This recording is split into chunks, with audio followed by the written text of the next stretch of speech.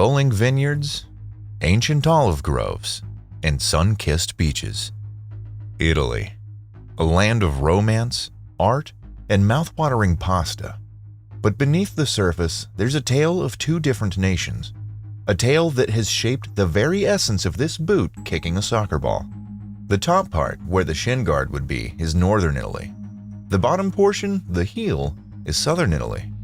Despite being on the same peninsula, these two regions are like different teammates. Italy, though seems united on the paper map, is vastly different in the northern and southern areas, especially in the financial sector. So what happened that caused such major changes to make Italy look like the two poles of Mercury? This is the question that leaves many scratching their heads. Believe it or not, the South wasn't always the poorer cousin. Around 1000 BC, southern Italy was a thriving economic powerhouse, well known for its fertile land. Its temperate climate and strategic location made it a hub for trade and agriculture. Cities like Palermo buzzed with merchants, while skilled artisans in Naples crafted exquisite goods. This golden age wasn't to last. Roman expansion, fueled by a need for farmland, led to widespread deforestation, gradually diminishing the South's once fertile lands. After the big Roman Empire fell apart in the 500s, Italy became a mess. In the north, things calmed down a bit under Charlemagne's rule, as the whole area of Europe was doing well economically. But down south, it was a total free-for-all. Different groups like the Byzantines, Arabs, and Normans kept taking turns being in charge. The Normans even tried to unite the south for a while under the Kingdom of Sicily. But their system wasn't exactly fair. Imagine a bunch of rich folks hogging all the power, while everyone else was stuck toiling away on farms, growing crops for them. Trade, which used to be a big deal down south, pretty much dried up. This meant there wasn't much of a middle class, which is a group of people with some money to spend. Without a middle class, it's hard for an economy to flourish. These contrasting influences molded the cultural identities of each region. North Italy's flat terrain facilitated the development of big cities and industries, whereas South Italy's predominantly mountainous landscape offered limited flat areas. This geographical disparity left a lasting mark on the economic paths of both regions, steering them in vastly different directions and being a big reason for the differences between the two sides of a coin. In 1861, Italy finally achieved unification as a single kingdom. However, the milestone proved to be a missed opportunity for the South. The new government, centered in Turin, prioritized industrial development in the north, neglecting the South's existing agricultural economy. Land reforms were either poorly implemented or non-existent. The South was further burdened with heavy taxes and the removal of protective tariffs on agricultural goods, leading to a sharp decline in agricultural production. This economic hardship fueled social unrest and uprisings, which were met with brutal suppression. Faced with dwindling opportunities, many residents were forced to make a difficult choice: flee to other countries or migrate to northern Italy in search of a better life. This mass exodus not only worsened the South's economic situation, but also created a brain drain, further hampering its growth potential. The climate of poverty and desperation in the South created a fertile breeding ground for the rise of the mafia. Organizations like the Cosa Nostra and the Camorra exploited the population's distrust of the central government.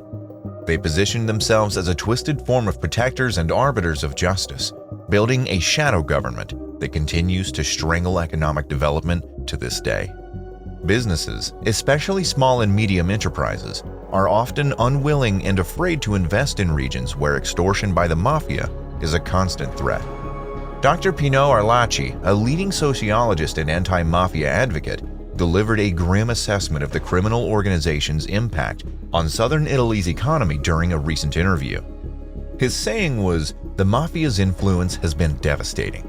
The mafia squeezes honest businesses with threats and shakedowns, making it almost impossible for the southern businesses to get ahead and grow." In the South, where economic opportunities are already scarce, the mafia creates a climate of fear that discourages entrepreneurship. This fear also discourages large companies from setting up shop, further limiting job creation. In the 1990s, the negative influence of the mafia became tragically apparent.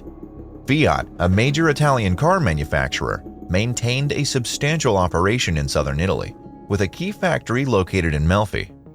However, the company was recently subjected to extortion demands by the Camorra, the Neapolitan mafia. This relentless pressure created an untenable situation, ultimately forcing Fiat to make the agonizing decision to close the Melfi plant in 2002. The closure resulted in a significant loss of employment opportunities and dealt a severe blow to the already fragile economic climate of the region. Some initiatives were taken that could improve on the worsening fate. One of them was known as Libera Terra, the Free Land Program. This project aims to take back land seized from the mafia and breathe new life into it, to turn these former mafia holdings into thriving agricultural businesses, creating jobs and proving a powerful message. A future free from mafia clutches is within reach. As all of this was taking place, the world was shaken by World War II.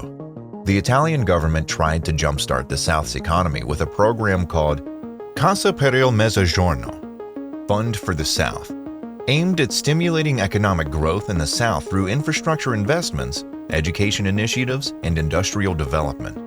Regrettably, this initiative didn't achieve much success. Many of the funds assigned to it were either mishandled, taken by the mafia for their own use, or not used effectively. As a result, the infrastructure in the South is still lacking, and there's a shortage of easily accessible energy resources. Even now, a considerable number of businesses in the South have to pay the mafia for protection, which makes legitimate investment even less appealing. Italy may flaunt an impressive GDP per capita of $35,500, securing a spot among the globe's 30 wealthiest nations in 2021, but the south of the country remains mired in poverty.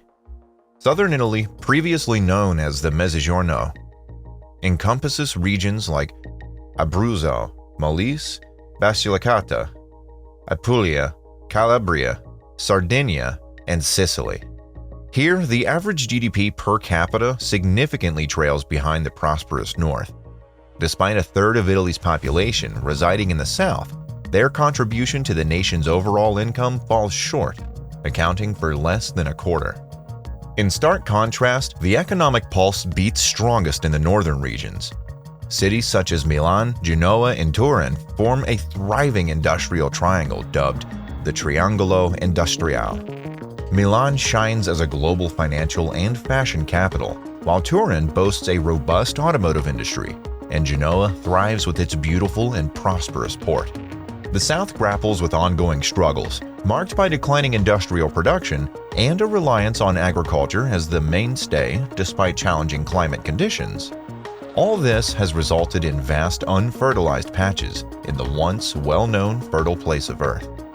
This creates a cycle of further brain drain that might last till the end of the world. Without major revolutionary changes, this cycle of decline threatens to persist indefinitely.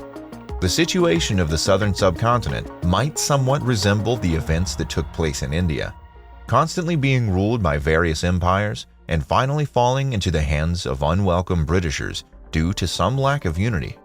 The subcontinent, once one of the wealthiest places, was fragmented into pieces that still bear some of the lingering effects of the unjust British invasion. But that's the story for another time.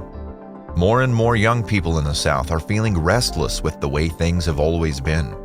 They're not settling for the usual anymore. Instead, armed with knowledge and bursting with new ideas, they're choosing to pursue higher education and look for innovative opportunities outside the usual paths. Organizations like Sguardi di Sud, Southern Gazes, recognize and empower this burgeoning generation. By fostering entrepreneurship and offering valuable resources, these programs equip Southerners to become active and participants in their region's development. In their hands, fresh ideas can blossom into thriving businesses, propelling the South towards a brighter economic future. Closing the gap between the North and South demands a unified front. The central government needs to prioritize infrastructure development in the South, enhancing transportation systems and easing the flow of goods and people. Additionally, policies that incentivize businesses to invest in the South, coupled with a strong focus on combating corruption, are essential. The North also holds a key piece of the puzzle. Northern businesses can forge partnerships with their Southern counterparts, fostering a valuable exchange of knowledge and creating a win-win situation for both regions. Cultural exchange programs can further dismantle stereotypes and build a stronger sense of national unity. By working together, the North and South can create a more prosperous and unified Italy. An Italy that is unified not only geographically but also in terms of financial and cultural prosperity is a vision that resonates with us all. Thank you for watching. Don't forget to like today's video, subscribe to the channel, and click the notification bell so you don't miss out on any future uploads.